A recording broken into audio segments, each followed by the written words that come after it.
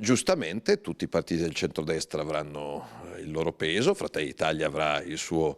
peso importante, se vorranno cimentarsi in sanità bene, perché trovano un'ottima situazione, si potrà fare ancora meglio, però questa sarà una scelta che farà il governatore Stefani col supporto dei veneti il giorno dopo il voto. Puntella così la giunta che verrà Matteo Salvini, vicepresidente del Consiglio e leader della Lega, ospite in esclusiva degli studi di Media Nord-Est a Bassano del Grappa. Parole, quelle di Salvini, che hanno un peso specifico e che sembrano contraddire l'annuncio di qualche ora prima di Luca De Carlo, coordinatore dei meloniani in Veneto, che davanti agli imprenditori della Confartigianato a Mestre aveva elencato gli assessorati che spetteranno a Fratelli d'Italia,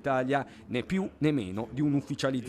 Innanzitutto dobbiamo vincere le elezioni, quella è la prima condizione per poter fare una giunta seria. Dopodiché l'abbiamo detto che ci saremo occupati dei ruoli strategici della regione, quindi sanità, bilancio, formazione, lavoro, trasporti, agricoltura, caccia e pesca, insomma quello che ci caratterizza da sempre, soprattutto quei temi che i veneti vogliono, di cui Fratelli d'Italia si occupi e che noi siamo pronti a fare. Non solo, De Carlo nell'incontro con gli artigiani ha anche preannunciato che Fratelli d'Italia avrà una vicepresidenza di regione assolutamente operativa, mentre per le altre deleghe c'è la partita sulle presidenze di commissione a Palazzo Ferrofini e poi la necessità di nuove competenze anche tecniche negli uffici. Abbiamo bisogno di una struttura forte, attrattiva e che veda profili tecnici e professionali a livello per le sfide del prossimo futuro. Insomma, i meloniani dicono che la giunta è fatta, i leghisti con il leader Salvini che deciderà Alberto Stefani, la distanza è siderale a poche settimane dal voto, quando ormai è chiaro che la vera lotta è tra alleati per il primato nella coalizione. Il segretario della Lega, ospite dei nostri studi, sembra dissimulare,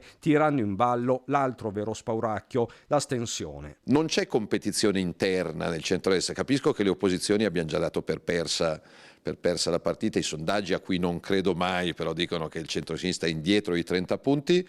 cancelliamoli e partiamo da 0-0 perché è fondamentale che tanti veneti votino il 23 e il 24 perché il nuovo presidente, Alberto Stefani, dico io, sia supportato da tanti e tanti veneti. Se poi nel centrodestra, come dicono i sondaggi e come si sente in giro, la Lega sarà il primo partito in tutto il Veneto, per me da segretario della Lega sarà una gioia.